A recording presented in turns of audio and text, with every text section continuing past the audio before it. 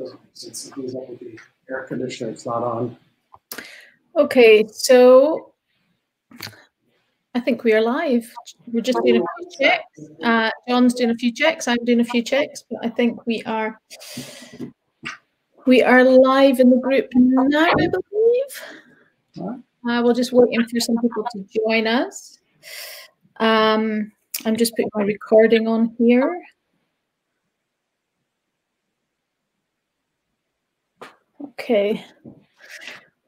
Hey, yes, they're starting to jump on now. Perfect. They're starting to jump on now, yes. Yeah. Okay, so my guest today in the Mindful Salon Jedi podcast is none other than my very own mentor, John Assaraf, New York Times bestselling author. Starred in 9 movies. I might be wrong. There's probably more than that now. 9 at the last count, I believe, including The Secret. Featured on shows like Larry King, Ellen DeGeneres Show, CEO of Neurogym. Okay, so Neurogym, which is empowering the world one mind at a time using scientifically proven methods, helping people to expand their emotional and mental power to reach their fullest potential. How's that? Did I describe it well, John? We're hitting home runs. Perfect. Thank you so much for joining us. Welcome to Salon Jedi Academy. I love it. It's so great to be with you, and I can't tell you how proud I am of you, other than to let you know I am just so proud of you. Yeah. It's so great to have you here. So what I want to do is we love a struggle to success story here in Salon Jedi. I want to take you back to your early entrepreneurial days or your early business days. Was it a struggle to begin with? Tell us a little bit of, I would love to know your kind of journey and how you ended up getting into mindset. How did that all come about? And did you experience a struggle first before the success came? Yeah, I was really, really fortunate. When I was 19 years old, I was getting into a lot of trouble with the law. I was kicked out of high school many, many times. I failed English, failed math. The only thing I was good at was gymnasium, in the gym. And in grade 11, I left high school and went to work in a shipping department, hating what I did every single day. And my brother, who is very, very close to me, invited me to come and meet a friend of his who was very successful in real estate. And when I took the train 350 miles or 500 kilometers to meet him for lunch, this gentleman asked me, what goals did I have? And I said, well, I'd like to get a car. I'd like to move out of my parents' home. And I'd like to make enough money to have some fun. And he goes, yeah, that's great. But what bigger goals do you have? And I said, I don't have any bigger goals. So he actually asked me to sit down at the table next to where we were having lunch. And he gave me this document that was a goal-setting guide. And there were probably about 5 pages with 20 questions. And the first question was, at what age do you want to retire? I was 19. I said, retire? I want to get a job. Forget about retire. The next question was, how much net worth do you want to have? And I remember looking at him and I asked him, what does net worth mean? I had no idea what net worth was. And then I said, what kind of lifestyle do you want? What kind of car do you want? And how much money do you want to give to charity? And I really, Caroline, had no idea of any of these answers. And so I asked him, I don't know what to answer. He says, just use your imagination. So I wrote down, I want to retire at age 45, 26 years later. I thought that was obviously a lifetime, I want to have $3 million in net worth. I want to have a Mercedes. I want to have a nice house. I want to travel. I want to retire my parents. I want to have nice Italian clothes. I wrote down all of this stuff just out of my imagination. And he looked at this document of mine that I gave him 15 minutes later. He says, these are some pretty good goals and good dreams that you have. I said, thank you. And he said, I'm going to ask you one question, and the answer to that question will determine whether you achieve these goals or not. And I remember thinking in the back of my head, yeah, right. One question is going to determine whether I achieve these goals or not. And these goals were like, I might as well put $1 billion. So he looks at me and he says, are you interested in achieving these goals, or are you committed? And I sat there and I thought, and I was like, Mr. Brown, what's the difference? And he goes, if you're interested, you'll come up with stories and reasons and excuses why you can't. If you're interested, you'll allow your current circumstances and your current beliefs and your current skills and your current knowledge to control your thinking and your behavior. He said, but if you're committed to achieving these things that you wrote down on the sheet of paper, then you'll do whatever it takes. If you're committed, you will upgrade your knowledge, you'll upgrade your skills, you'll let go of your limiting beliefs, and you'll let go of your disempowering habits, and you will become the person capable of achieving those goals. He says, because every one of those goals is achievable. But the question is, are you interested or are you committed? And so I said, I'm committed.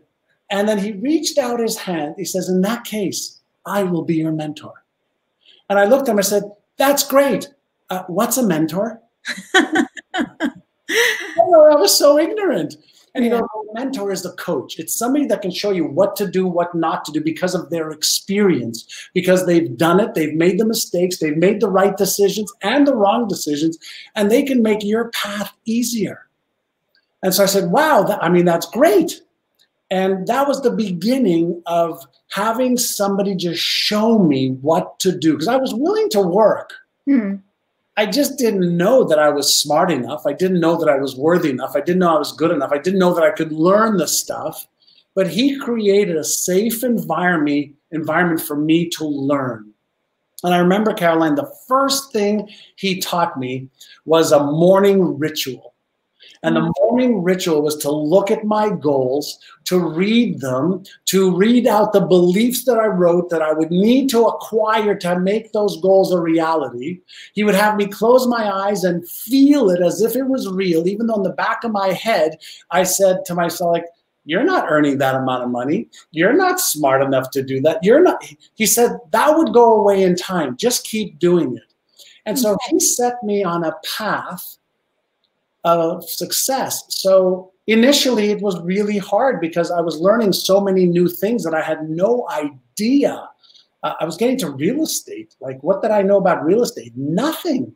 I needed to learn marketing and sales and scripts for what to say to people, what the objections were, how to handle people. I was 19 trying to get people to buy homes from me and to sell their homes from me.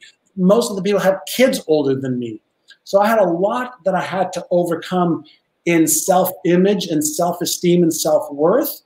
But every day I practiced for 1 hour. Okay. And how long, like, this is a question that some people have asked, actually, when we talk about this stuff and you're saying, you know, you started to put these rituals in place and started to change your mindset. How long does it take? Is there a standard time, or does it depend? And an interesting point as well, you said you started this at 19. And we've had a lot of questions as well around, you know, do you start this with teens? How early can you start this? Does it make a difference if you start in later life? What would you say around those questions? The answer is yes. Well, the answer is yes to everything. So I always have my little plastic brain with me so I can share with people. If you think about, you know, it looks like, you know, this physical structure, but if you go in, you know, look at it through a microscope, what you're going to see is cells that make connections, almost like marbles that make connections. So when you develop new beliefs, those are these marbles making connections, brain cells making connections. So if we've developed certain beliefs about what's possible or not possible, if we've developed certain self-image concepts about ourselves, if we have limiting beliefs or empowering beliefs, or if we have constructive habits or destructive habits, the first thing to think about is they are just patterns in the brain that we're creating. Simple to understand. So for adults, if we have a limiting belief about ourselves, about our knowledge, our skills, our worthiness, what we have to do is formulate a new pattern and reinforce that long enough to override the old pattern. Does that make sense? Yeah. So all of the research as of late is showing that it takes between 66 days and 365 days to develop a new pattern that becomes part of the habitual self or our automatic self. So if you're thinking about, change, how long should it take to change? All of my students, okay, I get them to commit to at least 100 days. Why? Imagine you are really out of shape. You're 100 pounds or 100 kilos overweight, okay? And you want to get in better shape, physical shape. Well, imagine you're starting today with maybe 5 minutes of exercise, walking. If you did that every day for 2 weeks, you could probably add 5 more minutes to make it 10 for the next 2 weeks per day. Then you could probably get up to 30 or 40 or 50 minutes in the next 30 days, and then maybe 45 minutes the last 30 days. Well, in developing that new habit of exercising, of maybe watching what you eat, of releasing more calories than you're consuming, you are going to release weight. But as you release the weight, you also build your self-confidence, you build your self-esteem, you build your self-worth, you see the results, so you activate the motivational centers in your brain, which causes you to want to do more of it.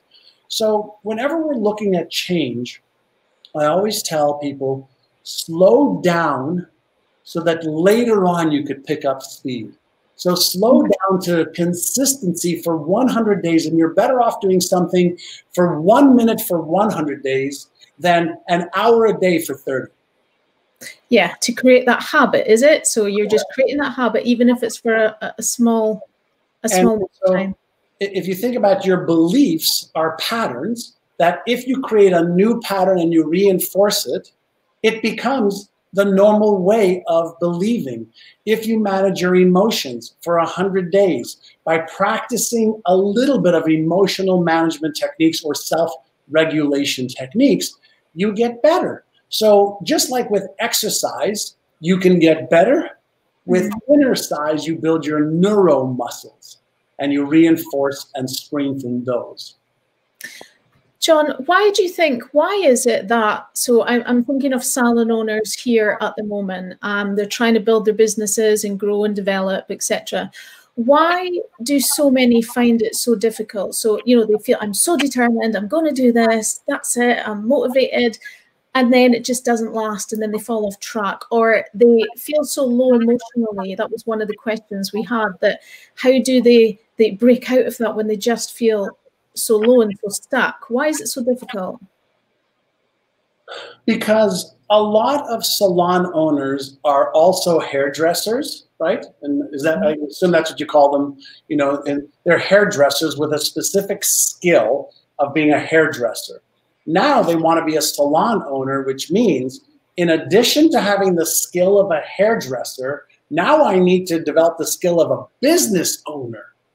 Oh, that's a whole different skill. So that's like saying, because I'm a good ping pong player, I should be able to own a soccer team.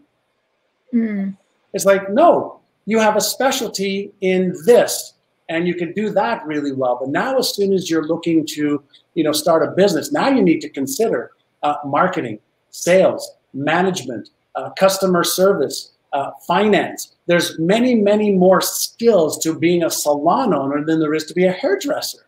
So one is something that, people do out of their passion, and the other most people do because they want to excel financially. And now we're entering in a whole different domain. And when we don't have the knowledge or the skills, then we deactivate our motivational center because there's doubt, there's uncertainty. And that's what actually causes salon owners or any other business owner to retreat into safety. So when we have a lack of knowledge or skills, we have uncertainty. And for a brain that wants predictability, what happens? It activates the fear center of what if I fail? What if I'm embarrassed or ashamed or ridiculed or judged because I can't build my practice? So in the absence of what to do, in the absence of having the motivation to get through the learning curve so I can get a baseline of new processes and systems, most people don't know how to manage that part of themselves. So when we have the fear center activated, I call it, I have this, usually it's the Frankenstein brain is activated. It's the what if scenario. What if I do my best and I fail? What if the money that I borrowed to start my salon, I can't pay back? What if I can't build the business and, run, my life because I'm so busy with all the other things? So whenever we have all of these what if, and our brain fills in negative frames or statements, then we lose motivation as a protective mechanism. So part of growing your salon business is not just learning the skills of how to do that, but how do I manage my emotions and mindset while I'm transitioning from one level to the next, to the next, to the next. And also, so it's upgrading your mindset, upgrading your skill set as well. And then what about also, do we take on too much and we're wearing these hats of, like you say, we're being the person behind the chair, we're being the front of house, we're being the bookkeeper, we're trying to do everything. What advice would you have with that? I mean, I know that you often say about you can trade your skills or you outsource. Could you give us a little bit of advice around that if we can't do it all ourselves? Yeah, there's you've got to develop a plan for how you're going to get the things that are critical done or really urgent done, and not focus on the trivial many things. So you'd mentioned, the different hats we have. Yeah, we have the hat as the salon owner. We have the hat as the mom or the dad. We have the hat, as the person who needs to get more clients into the salon, the person who needs to manage the other, employees, or members of our team. And so we have to ask ourselves, how am I going to get everything done that I can get done? That's part one. And then how can I get help to getting the other things done? And when we think about getting help, a lot of people think, well, I can't get help because I can't afford it. And my question is going to be turned around a little bit by saying, how can I afford it because I must do it? So can I barter with somebody? Can I trade with somebody? Can I defer payment to somebody? Can I partner with somebody who could do some of those things? So we have to get resourceful in the absence of resources. Or we have to get some kind of a business loan possibly to be able to grow and to hire the people that we need in order to be able to generate the revenues that will more than pay for the loans and the growth of my business. And most business owners, forget about just salon owners, they don't think, long term, like a year or two or three. And you really have to start thinking about, if I could build my business in a systematic, organized, methodical way, the business has value.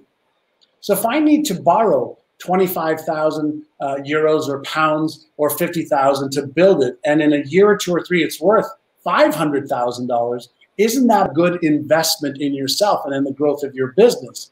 So you've got to get resourceful in the absence of resources as well.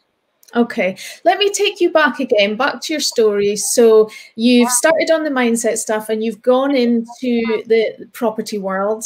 Tell us about the success that you had there. And also in particular, the story that I love is how when you started to work on the mindset of everyone at the Remax team. Tell us about that, because the results were phenomenal.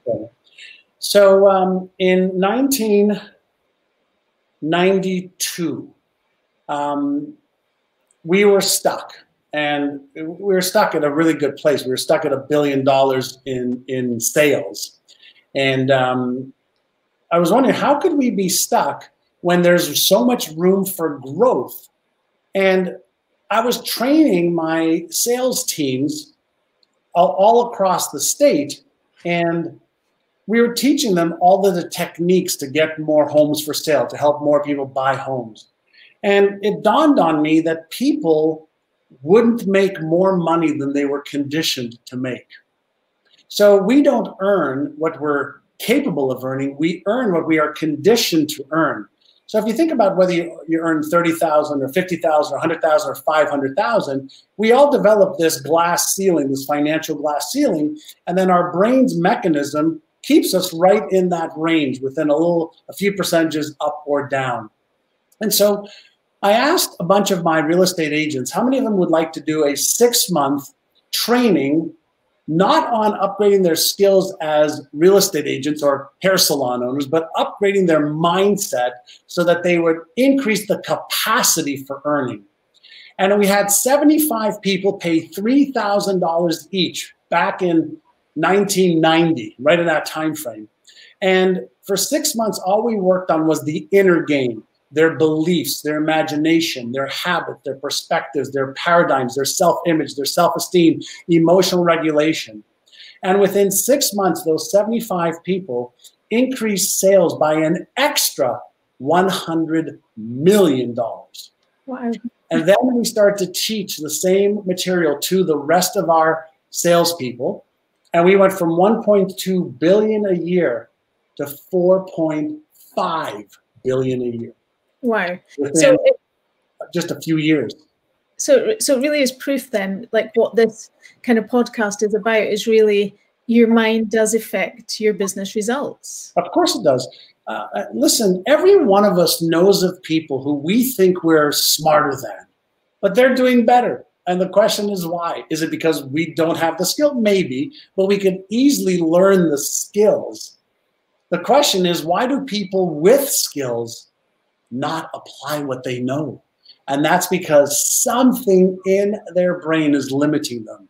And it's either going to be their lack of knowledge and skill. We'll say that's one thing.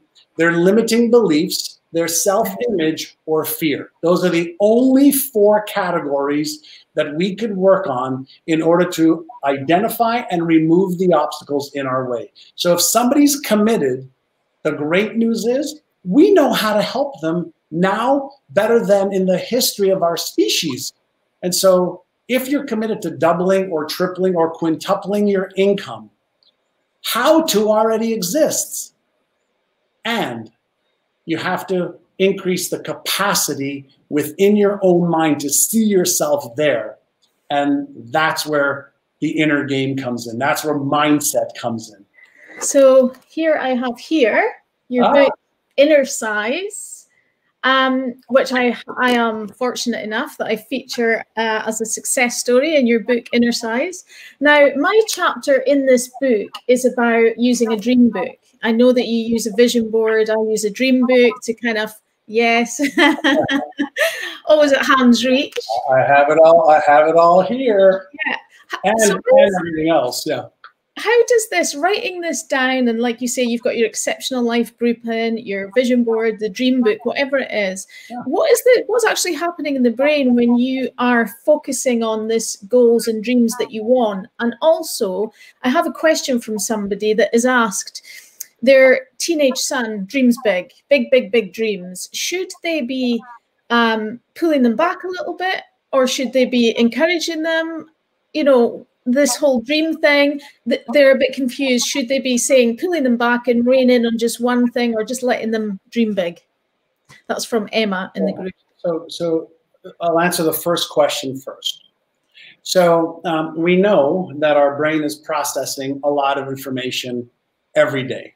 From the past, from the present, forecasting, imagining the future, good stuff, challenging stuff, crazy stuff, bizarre stuff.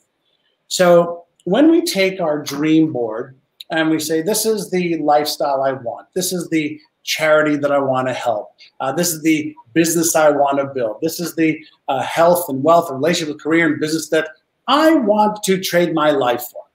The first thing that we're doing is we're actually activating our executive functioning part of our brain. We're activating the imagination part of our brain. We're activating the motivational circuits of our brain. We're activating all of the things that are required to light the brain up to help us figure out how to achieve it. So when we give our brain the clarity of what we want, and we keep looking at it, and in addition to the dream board, we say, okay, what do I need to learn? Whose help can I get to achieve this? When do I want to achieve this by?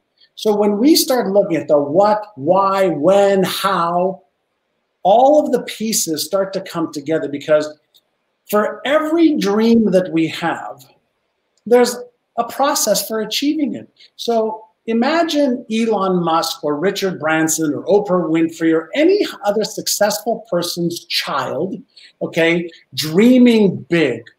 Do you think they're going to say, don't dream so big? Never in a million years.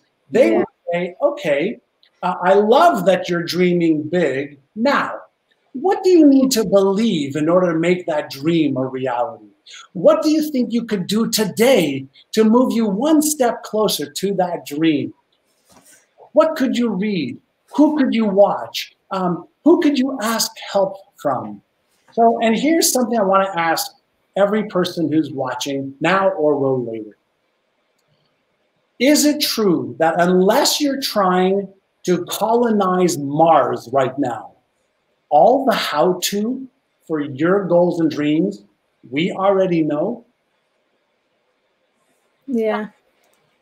So if the how-to already exists, yeah. Why not you? Why not now? Why not your children? Why be the spoiler of dreams just because you may not know how to? Why not say, what do I want to trade my life for? And then let me ask the questions. What do you need to learn? What do you need to believe? What do you need to do? How do you develop this into a habit so that you consistently take action? How do you regulate your emotions so that when you fail, you get back up? When things don't go your way, you don't lose focus, you figure out how to move forward. When you don't know what to do, you ask for help. All the how-tos here. Good. Okay, so I'm going to share some questions, quick fire questions from the group, if that's okay. Let's have a look. So we were talking about inner sizing, and of course the book Inner Size, which you can get on Amazon. Now, this question is from Lisa. Is it normal when inner sizing to consistently see lots of opportunities and then want to keep doing them all? Like, possibly doing too much, or? Yeah, so Lisa, we all have about 50,000 thoughts a day that are percolating from our subconscious mind like effervescent bubbles, you know, from a soda. And so it's normal to have a lot of thoughts and ideas. However, what you want to do is take those thoughts and ideas, write them down, and then say, okay, which of these ideas are worthy of me investing time and energy, money, resources to? So out of the many ideas, you have to narrow down to what I call are the critical few versus the trivial many. So totally normal. I have pads of paper with stuff that pops into my head, you know, and I go, oh, that's a really good idea. I'm going to act on that one. Okay. Also, do you ever suffer with not being able to snap out of it if you're feeling low? Or are you always able to pull yourself up? This is by Louise. Basically, John, do you have shit days like the rest of us? Yeah, I have shit days. What I've discovered about me is my shit days usually come when I'm burnt out, when I've gone for weeks without stop, you know, 10 hours a day. I'm hyper creative and hyper focused on achieving my goals and loving my life and having fun and being balanced. And sometimes, like 6 weeks ago or so, I was just exhausted. I was working for 5 months straight, every single day. And I found the little stuff almost impossible to do. And the hard stuff, couldn't even look at it. I would be reading the same document 20 times, and I couldn't get myself to actually take action. So you know what I did? I went on a 3-week vacation. And I just unplugged and said, I have to recharge. And so every day, you know, we're born, or not born, we wake up with a certain number of attention units. And if we keep depleting the attention units every day, we run out of energy from the perspective of wanting to do stuff. So we get into this stuck state, and it's like we're in sludge. Everything's slow. And so we have to actually step back, recalibrate, and then get back to it. So yeah, I do have stuck days, and very, very normal. Yeah, that one was definitely for me as well. Okay, let's see if we've got time for one more. So we have Carla. What is the #1 top tip I can give my teenage children who are watching here tonight as well to help them with inner sizing? So I love inner size 1, 2, and 3 for children. And my kids have been doing it for years. So inner size #1 gives you the ability to recognize that, I have 2 parts to my nervous system, right? My sympathetic, which is my stress response, and then my parasympathetic, which is my calm response, or stress reaction, calm respond. And so breathing in through your nose 6 times and out through your mouth like you're breathing out through a straw, that just recalibrates the relaxation or responding parasympathetic system. Then Aya, which is awareness, intention, action, is becoming aware of your thoughts, emotions, feelings, sensations, and behaviors. And every 55 minutes on my cell phone, I have a little alarm that goes off that can allow me to do inner size 1 and inner size 2, where I'm thinking about what are my thoughts, emotions, feelings, sensations, and behaviors without judgment, blame, shame, guilt, or justification. Without judgment, blame, shame, guilt, or justification. And then set an intention for the next hour. And then what's one action you could take to move towards that? So that's inner size #2. But the one that I probably love the most for teenagers, but even adults, is phenomenal, is Actor Studio, the flip-flop inner size. And so if it's true that we have emotions that were not emotions, is it possible that with emotional regulation skills, we can choose what emotion to have? Now, let me prove something to you, and then we'll go from there. Let's say a Hollywood actor or actress or whatever producer came up to you and tapped you on the shoulder and said, hey, I'll give you 100,000 US dollars if you could pretend that you're sad right now. And you started to cry. And then they said, okay, now you've got to be angry. You said, I can't freaking believe that you did that, you crazy stupid son of a bitch. And then they said, now be happy. Oh my God, that is just incredible, Caroline, that we were able to go from happy and sad and angry to confused to what? So in less than 30 seconds, I went for 4 different emotions on demand. Yeah. That means if I happen to be stressed, can I deactivate that and go to a place of calmness? Yes. If I happen to be angry, can I choose to get off of anger and into reflection? Yes. If I happen to be sad, can I choose to think of a happy thought and go to a happy place and change my emotional state? The answer is yes, yes, yes, and yes, which means that you are more in control than you think you can be. But if you don't manage your emotions and you allow the external world to control you, you're a victim of circumstances and the world. Stop being a victim is what I would teach them. What a fantastic way to end this podcast, John. How can people reach out to you? What have you got on the go at the moment? Obviously, I'll share some links in the podcast to your book, etc. But what else do you how else can they reach out to you? Sure. So I'm on Facebook on my fan page. People can go to myneurogym.com and take a look at what we've got there. We've got our annual Brain-a-thon, which you were on. People can sign up for our 8-hour training so that they can get better control of their brain and win the game of money. I'm on Instagram and then obviously on YouTube for my videos on there. Okay, John, thank you so much. On behalf of everybody here at Salon Jedi, everybody that's listening to the podcast, thank you so much.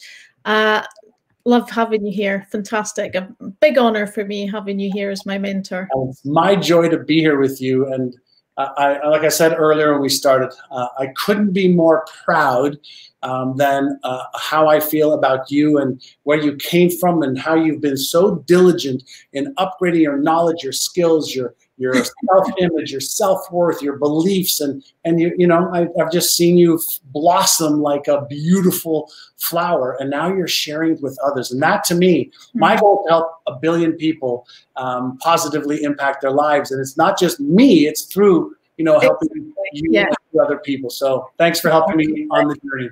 I'm definitely sharing your knowledge, that's for sure. Okay, John, thank you so much. Thanks everybody for joining. Thank you. Bye everyone.